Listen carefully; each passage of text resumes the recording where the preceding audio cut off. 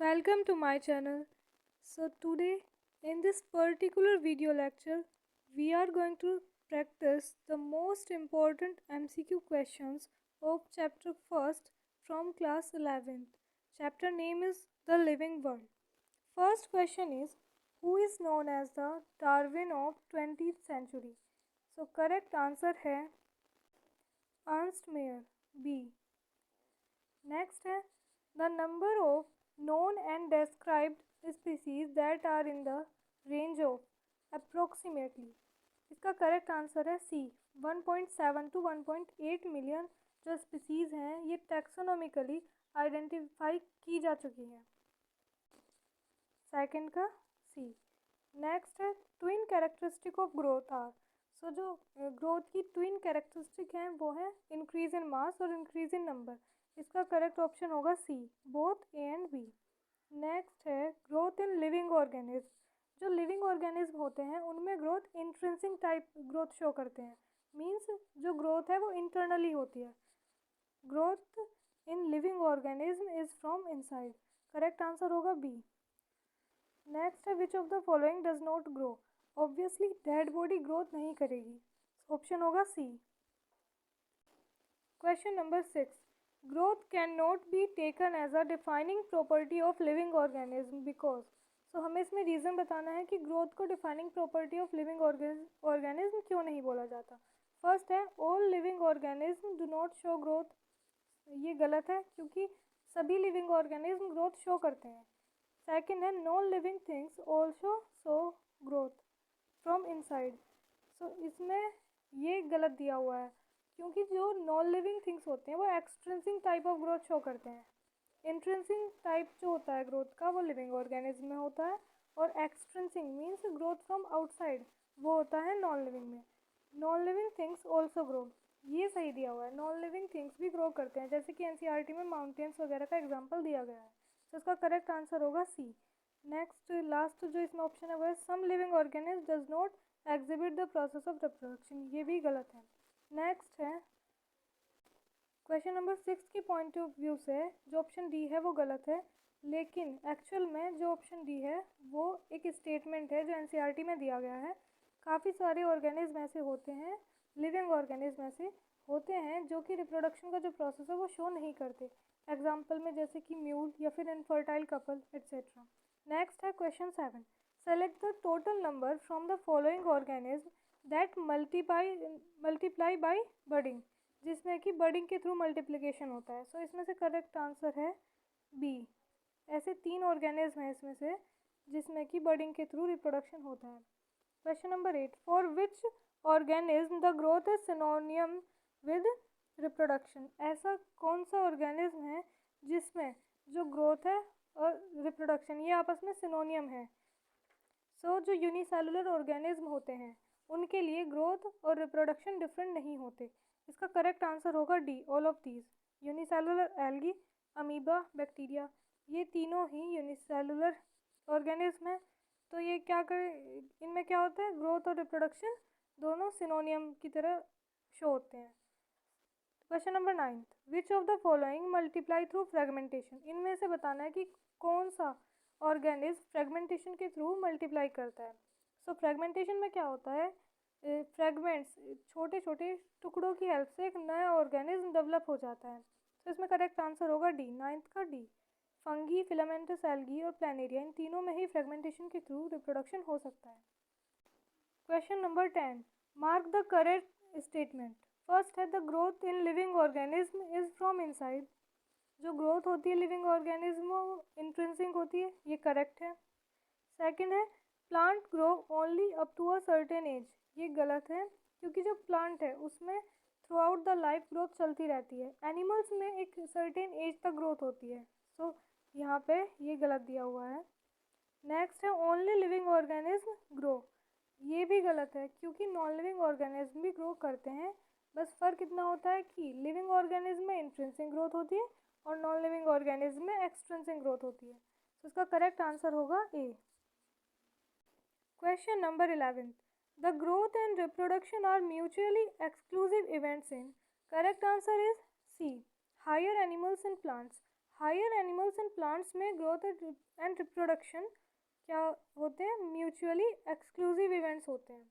Next है reproduction cannot be an all inclusive defining characteristics of living organism because. तो इसमें पूछा गया है कि रिप्रोडक्शन को डिफाइनिंग प्रॉपर्टी ऑफ लाइफ क्यों नहीं बोलते। तो इसका एक रीज़न है क्योंकि काफ़ी सारे ऑर्गेनिज्म जो लिविंग है लेकिन रिप्रोडक्शन शो नहीं करते, जैसे कि अभी मैंने आपको एग्जांपल में बताया म्यूल और इनफर्टाइल कपल, और एक और एग्जांपल है sterile honey bee, sterile worker B.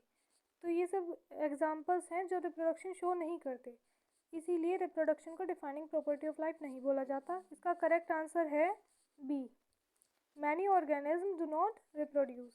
Next है लिविंग ऑर्गेनिज्म शो। सो जो लिविंग ऑर्गेनिज्म हैं, फर्स्टली हमें जानना होगा लिविंग ऑर्गेनिज्म की डेफिनेशन क्या है। So living organism are those organism which can grow, develop, reproduce, mature and have self consciousness और consciousness and can have the ability to adapt the environment, the changes happens in environment। so इसमें correct answer होगा D, living organism show self replication means development करते हैं, growth करते हैं।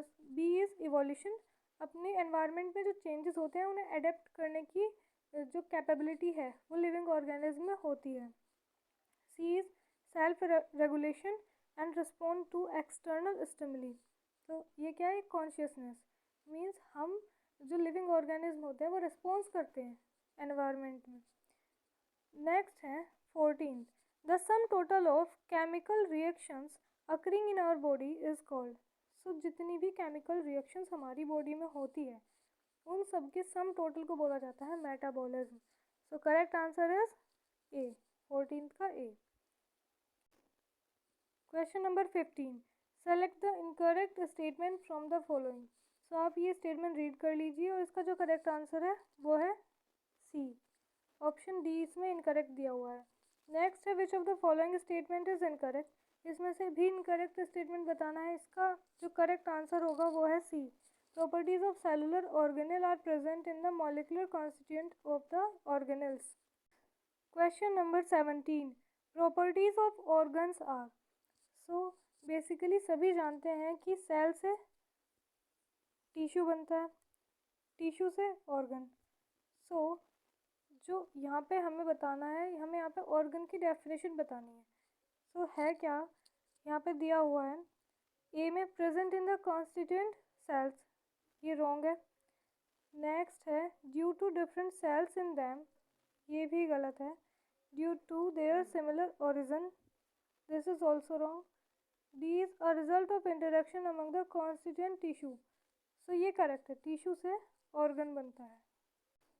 Question number 18, which 2 points are known as the twin characteristic of growth. So ये होती है increase in mass और increase in number of individual. So इसमें जो करेक्ट आंसर होगा वो है D, first and third.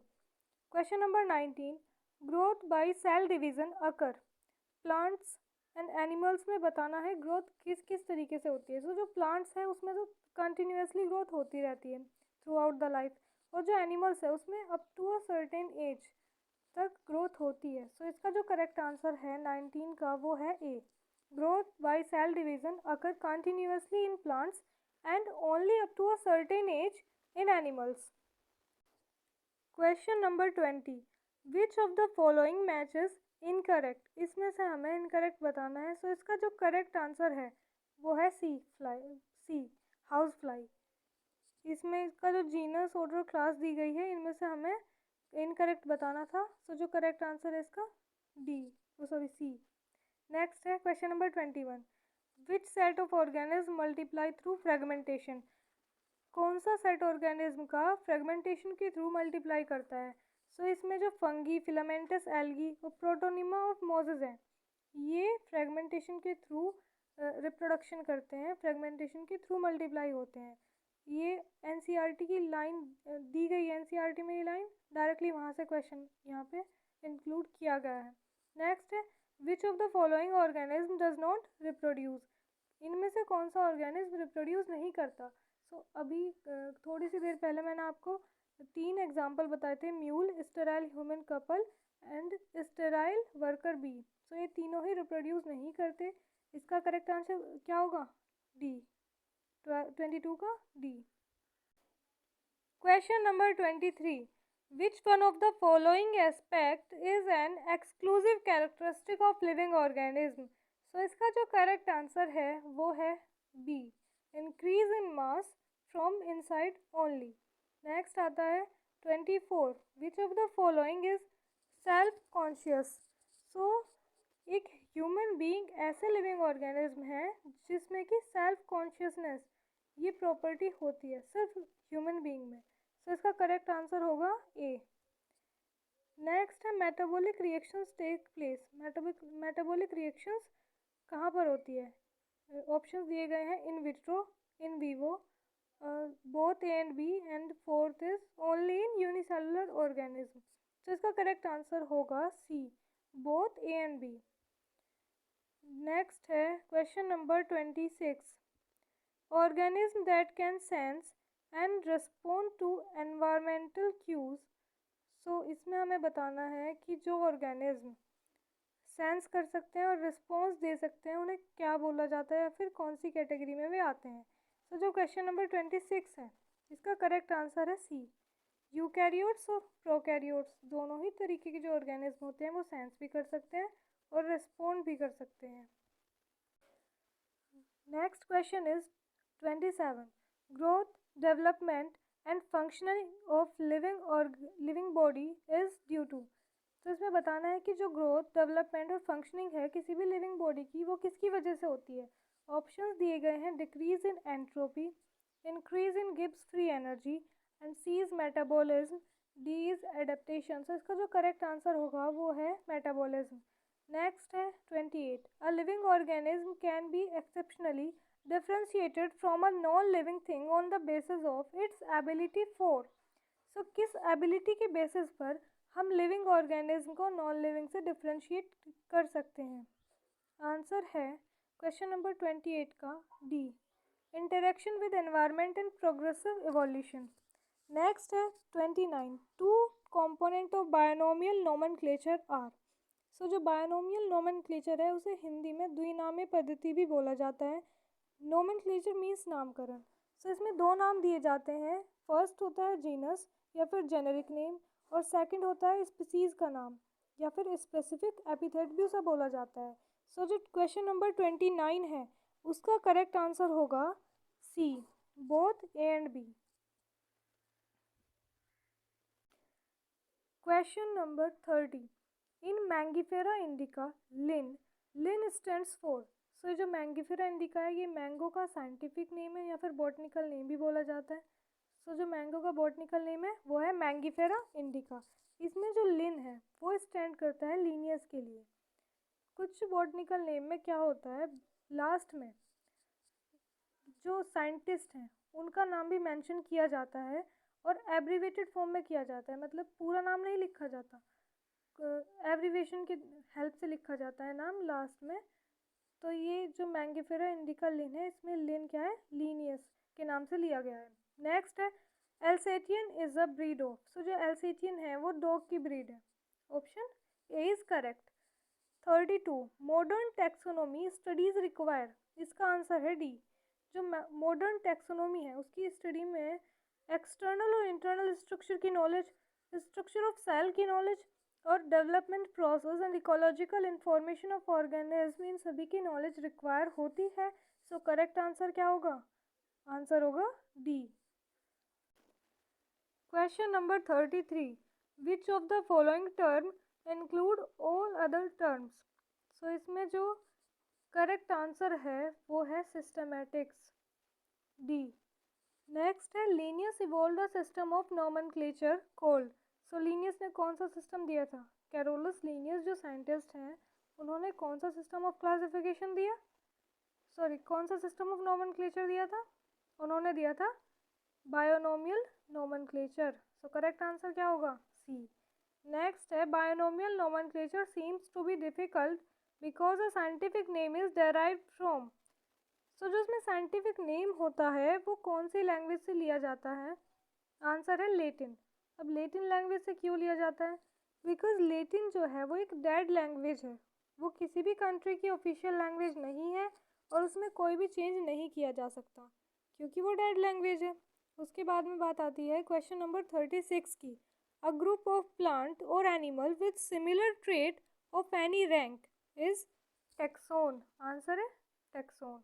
Next है binomial nomenclature means. Binomial nomenclature का मीनिंग क्या है? One scientific name consisting of a generic name and a specific epithet. Answer is B. 38 basic unit of taxonomic hierarchy is. So जो basic unit होती है वो है species. Answer क्या है? ए। नेक्स्ट है botanical name of mango is. Mango का botanical name होता है मैंगीफेरा इंडिका। आंसर क्या होगा? A. Botanical name of potato is. Potato का साइंटिफिक नेम है Solanum tuberosum. So correct answer is B. Zoological name of lion is. So zoological name है lion का वो है पैंथेरा लियो।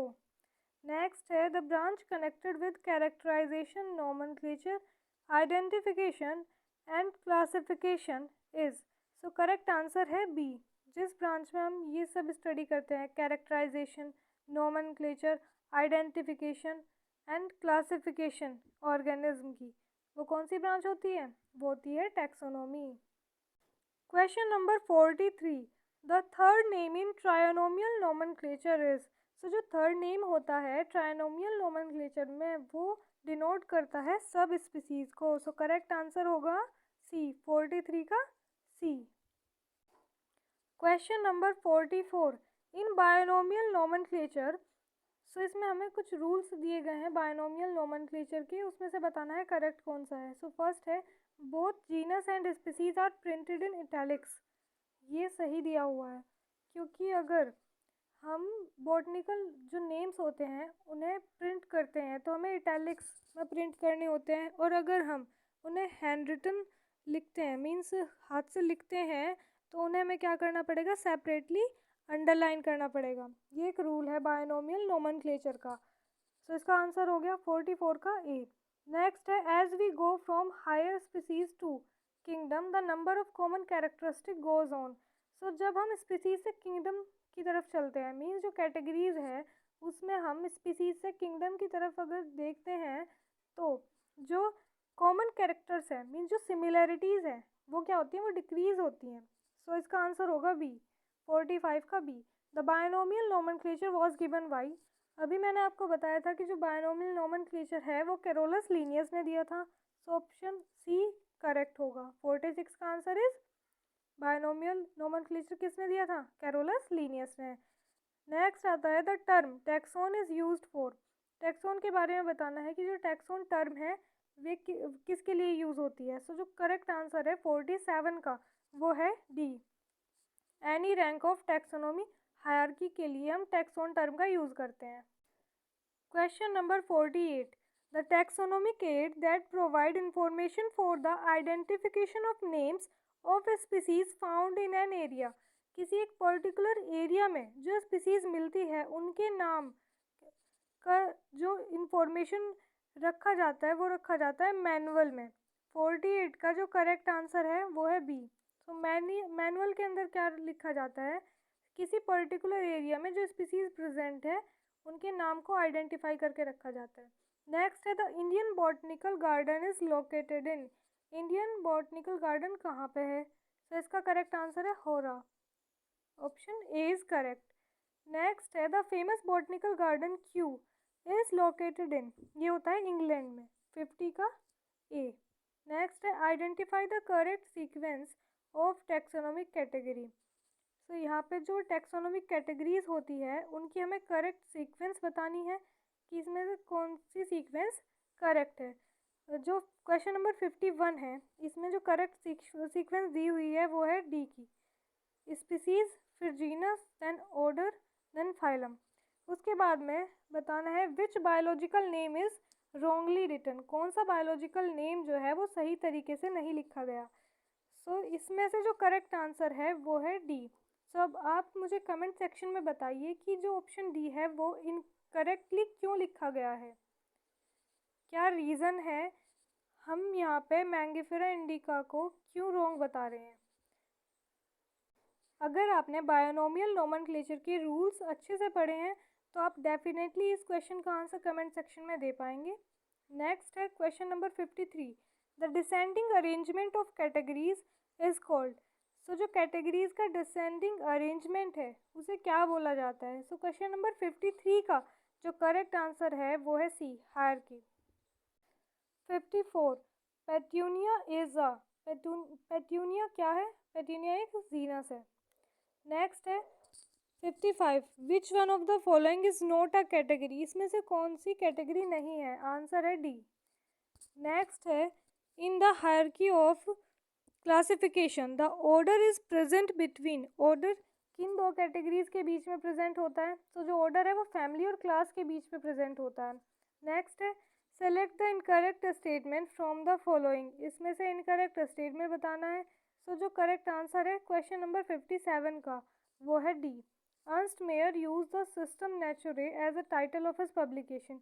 ये इसमें गलत दिया हुआ है क्योंकि जो बुक है सिस्टेमा नेचुरे वो कैरोलस लीनियस ने दी थी और कैरोलस लीनियस को फादर ऑफ टैक्सोनॉमी भी बोला जाता है। 58। The place where we store dry plants for information purpose is called. So उसे बोला जाता है हर्बेरियम। हर्बेरियम की फाइल वगैरह भी बनती है जिसमें क्या करा जाता है, जो प्लांट पार्ट है उसे पहले तो सुखाया जाता है, फिर प्रेस करके उसे रखा जाता है कुछ टाइम के लिए। उसके बाद में हर्बेरियम शीट्स के ऊपर पेस्ट कर दिया जाता है। उसके साथ में कुछ इन्फॉर्मेशन देनी होती है उस प्लांट से रिलेटेड, जैसे कि बॉटनिकल नेम, लोकल नेम, हमें कहाँ से वो प्लांट मिला और उसके साथ में किस डेट को हमने वो प्लांट कलेक्ट करा और किसने कलेक्ट किया, ये सब हमें हर्बेरियम शीट पर इंफॉर्मेशन देनी होती है। नेक्स्ट है question number 59। Which is not a part of taxonomic hierarchy. So जो टैक्सोनॉमिक हायरार्की है उसमें किंगडम, फाइलम एंड उसके बाद में class, order, family, genus, species, ये सभी आते हैं। सो इसमें से इनकरेक्ट कौन सा है? वो होगा कैटलॉग एंड हर्बेरियम। ये दोनों टैक्सोनॉमिक कैटेगरीज के अंदर नहीं आते, ये टैक्सोनॉमिकल एड्स हैं। नेक्स्ट है question number 60। Find out the incorrect statement from the following. तो जो क्वेश्चन नंबर 60 है इसका करेक्ट आंसर है D. Notochord and ventral hollow neural system are common features of phylum Chordata.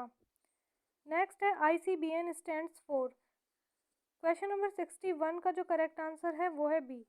ICBN की जो full form है वो है international code for botanical nomenclature. Next है 62। Zoological name of tiger is. So जो जूलॉजिकल नेम होता है टाइगर का वो है पैंथेरा टाइग्रिस।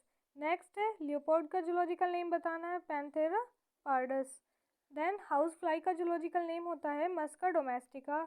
उसके बाद में मैन मतलब ह्यूमन बीइंग, जो ह्यूमन बीइंग है जो उसका साइंटिफिक नेम होता है होमो sapien.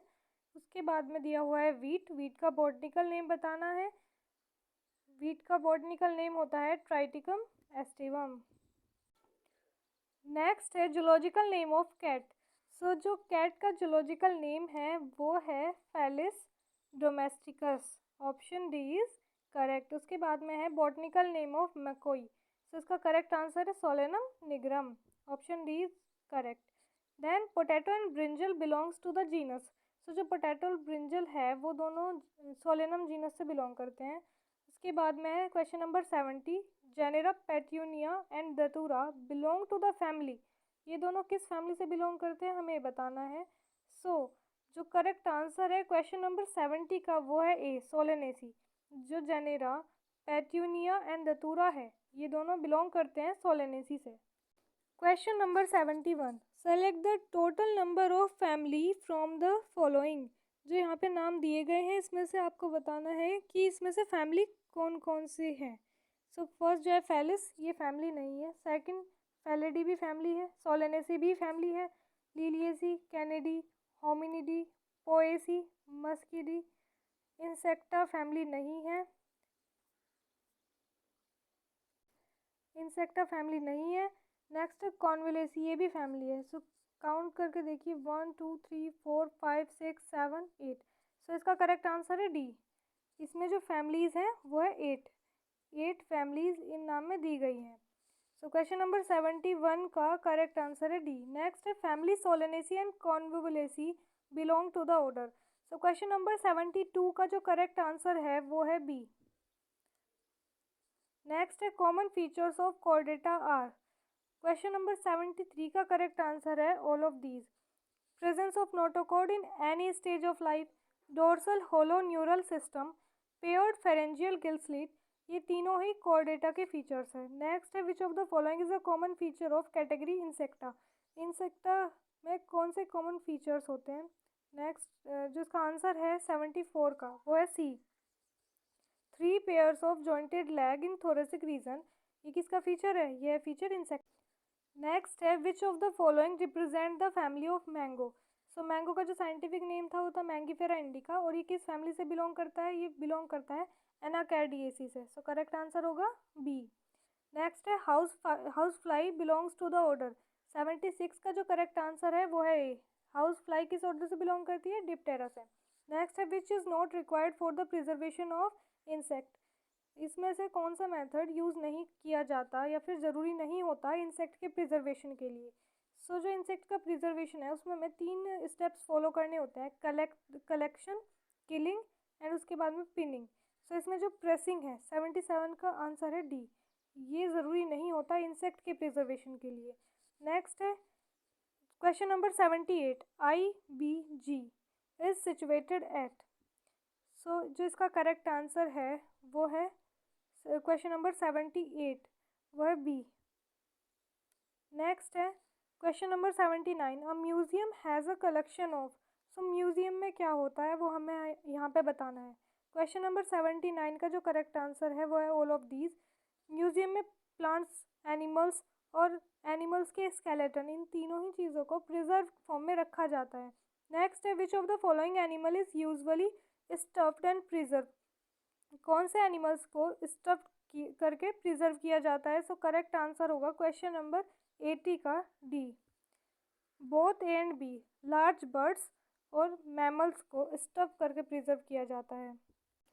Question number 81, zoological parks are places for. So zoological parks जो होते हैं उसमें वाइल्ड एनिमल्स होते हैं। सो करेक्ट आंसर है ए। नेक्स्ट है zoological park is a place where. So इसमें जो करेक्ट आंसर है वो है D, all of these.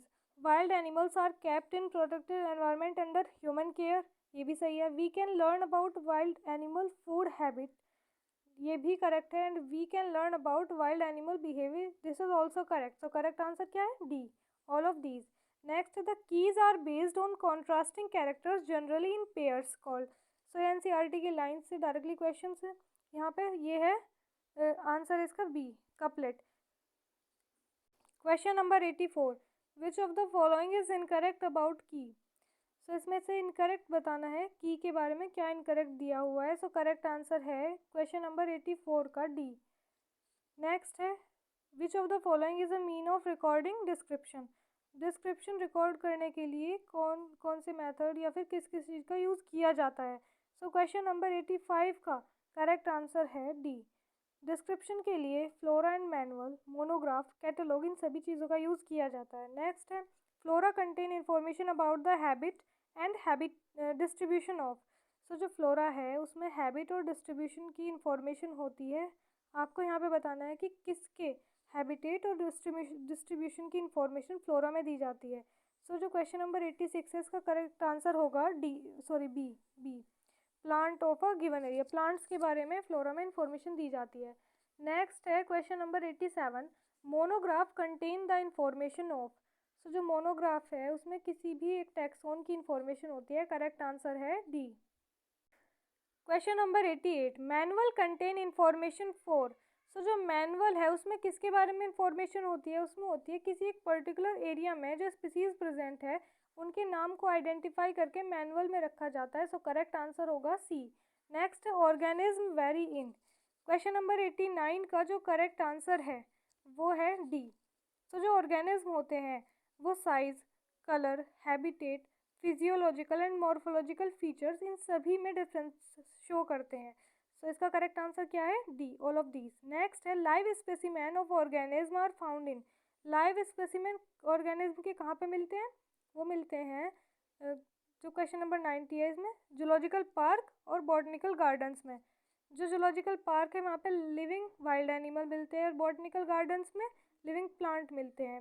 Herbarium में हमने क्या पढ़ा?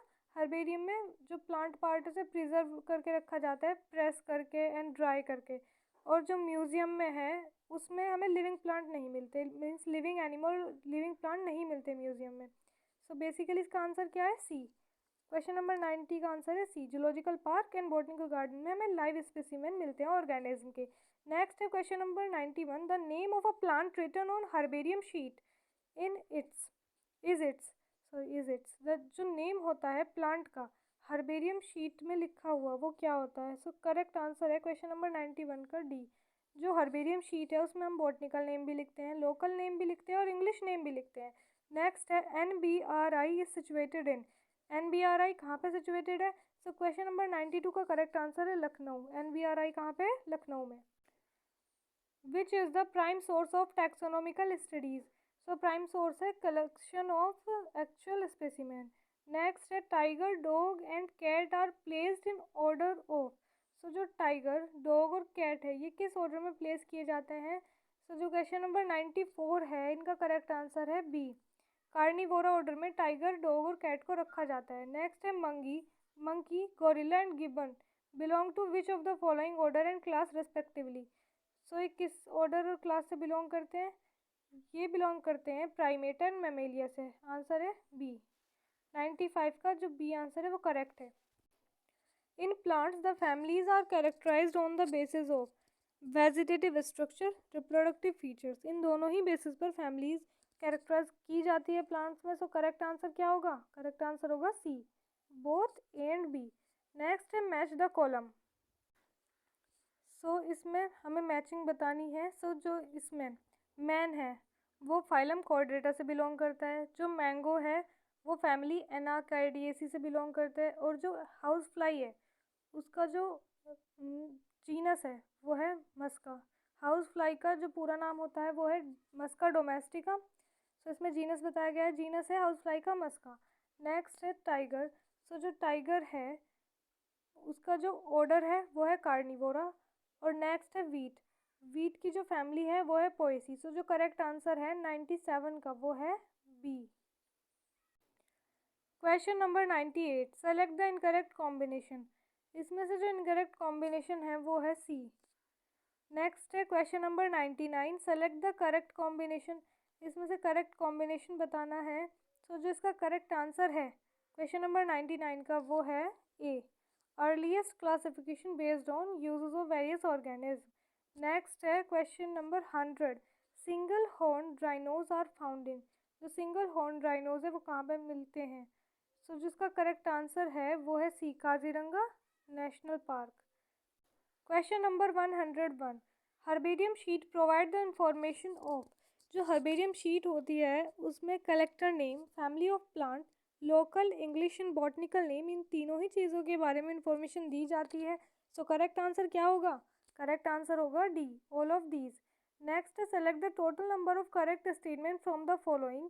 सो जो क्वेश्चन नंबर 102 है इसका करेक्ट आंसर है सी। इसमें से 4 स्टेटमेंट जो है वो करेक्ट हैं। नेक्स्ट है question number 103, all plants, animals, fungi and microbes exhibit. इसका जो करेक्ट आंसर है वो है सी, मेटाबॉलिज्म। फंगी, एनिमल्स और प्लांट्स, इन माइक्रोब्स, इन चारों में ही क्या होता है? मेटाबॉलिज्म होता है।